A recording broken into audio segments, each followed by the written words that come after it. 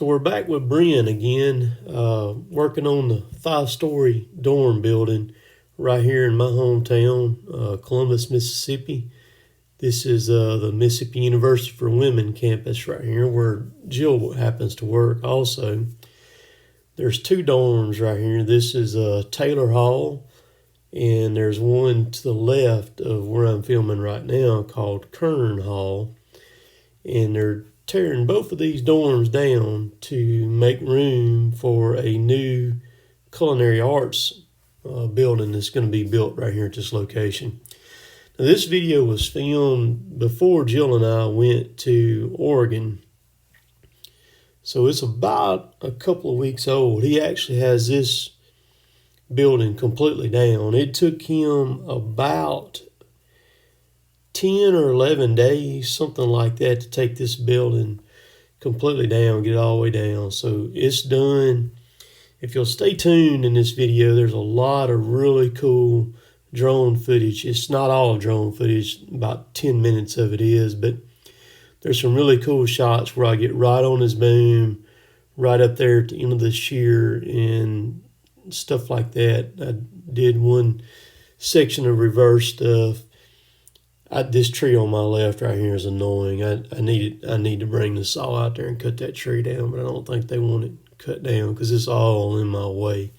Every time I film, I have to watch it, keep from hitting it. But you can see the other dorm over there. That's Kern Hall over there on the other side.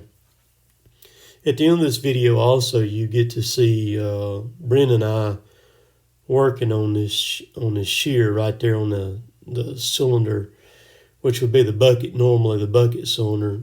He and I doing some work on it. He ends up getting a busted hose on this thing, and we take that big, heavy cover off. Well, we don't exactly take it off. We start taking it off, and I ask him, does it swing? And he says, no, it slides, and it didn't do neither one. I pulled a bolt out of it, and the whole thing fell off. But so there's some other good stuff in this video if you want to see some of it. He's just working through this building. Is watching him. It's very obvious he's tore apart quite a few buildings in his days because he knows right where he needs to be, grabbing stuff. You can see, I don't know if that's it's like a heater, but I don't know if it's HVAC, self-contained, because there's no vents right there or anything, but there's one in each one of those dorm rooms, and he just reaches through those that wall right there and grabs them and throws them over in the scrap iron pile, and then they go off in the dumpsters there for scrap. But it's amazing how much scrap metal that is pulled out of this stuff. So he's fixing to get another one right here. He knocked those bricks down, and he's reaching in there to grab it now. You can see it rolling around there. He's picking it up. So like I said, he finished this building, got it completely down, and so Jill and I were going to Oregon, and then last week, I think Bryn was at a demolition convention type thing.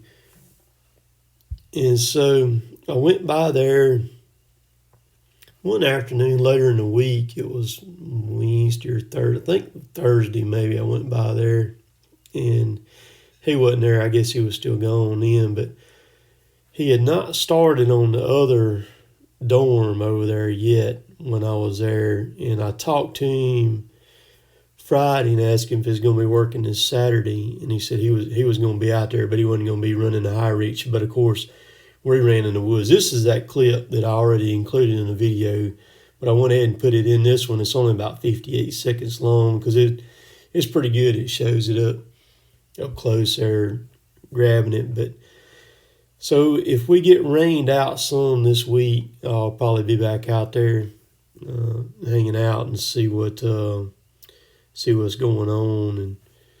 And but he did say that he was talking about taking that shear off the machine right here and getting into the shop and sticking another shear on the boom right here to work the other building down with.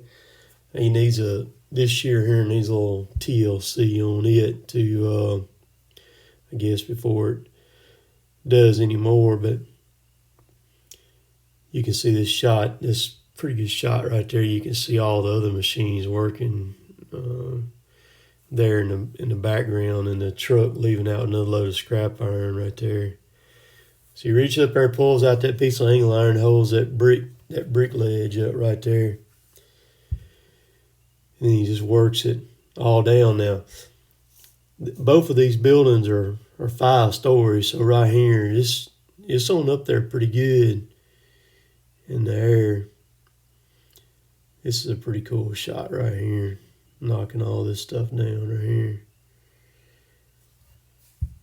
Catching all this. This is where one of the reverse clips comes in right here. Coming up. That's pretty slick. I'll do that some more in some upcoming videos there. It is still just mind-boggling to me that shear has that kind of power to grab that thing from the side like that and just go through that concrete and that rebar like it does. I mean, you just start biting on it. And I mean, he's not really in line with it real good, but I mean, it'll still just bite and paw its way through that concrete like that. And what the main part about it that makes it happen is that cylinder. It's the barrel on it and the rod in it is so large. It's so much volume of oil going in it that it gives it that brute power to bite through all that stuff and rip it down. So there's been a lot of people talk about, how well built these buildings are and noted that. So here's something to kind of ponder on and think about right quick. Think about an earthquake. You see them out in California that we've had in the past, and they just level buildings, just completely destroy them. And then think about this right here, the Oklahoma City bombing, the federal building back in 1995. I remember that day very well. It was April.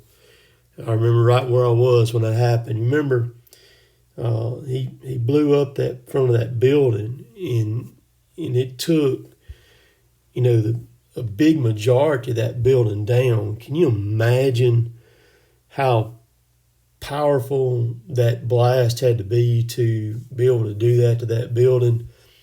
When you look at this right here and you see what is taking this machine to bite through all that concrete right there like that, just some crazy, crazy force. But so I'm over here and Brian's trying to work, and I'm just flying all around him. I don't even think he ever even noticed the drone or anything. He's focused up there on the shear running, but you can see him, the cab leaning back on that machine is cool, but it also gives a completely different feel to the machine when you're sitting in there in that cab leaned back and the machine is just rocking and moving.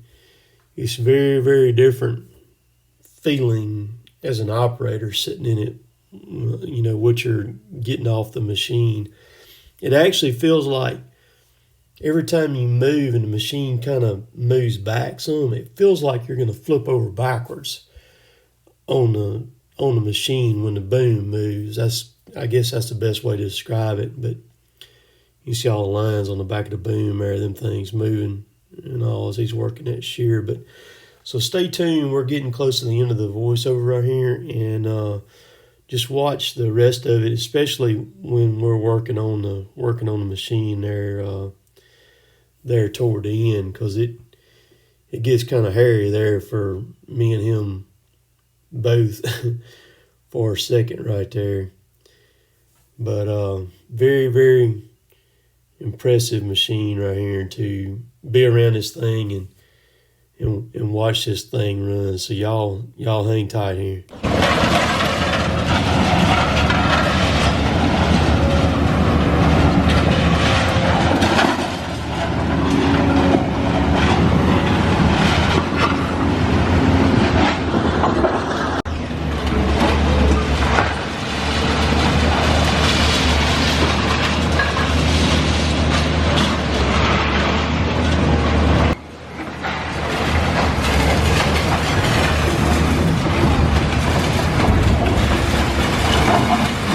have much left on this thing here.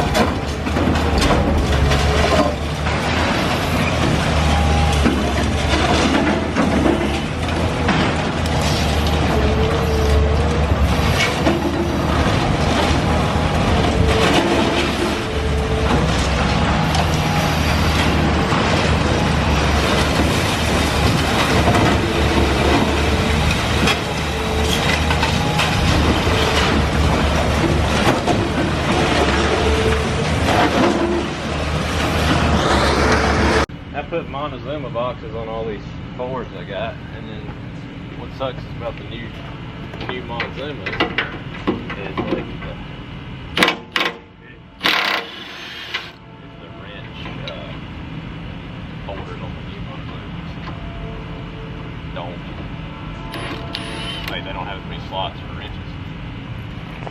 They do.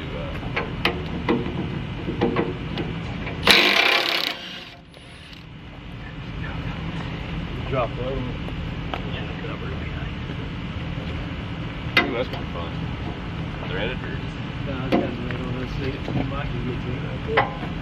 Maybe. Nope. You got to stick in with the top. Oh, yeah.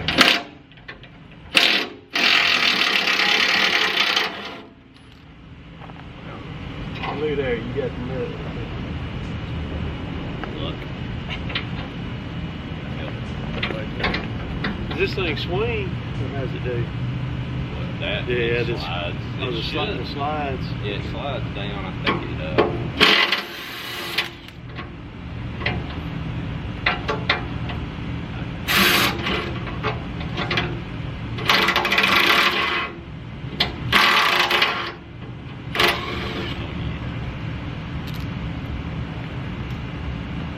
They swing out. I know it slides. I just don't know how it.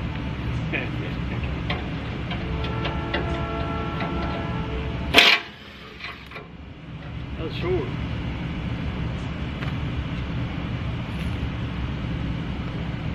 And Curtis is a little collector every day, finding good deals, and good tools, and stuff like that. Me, just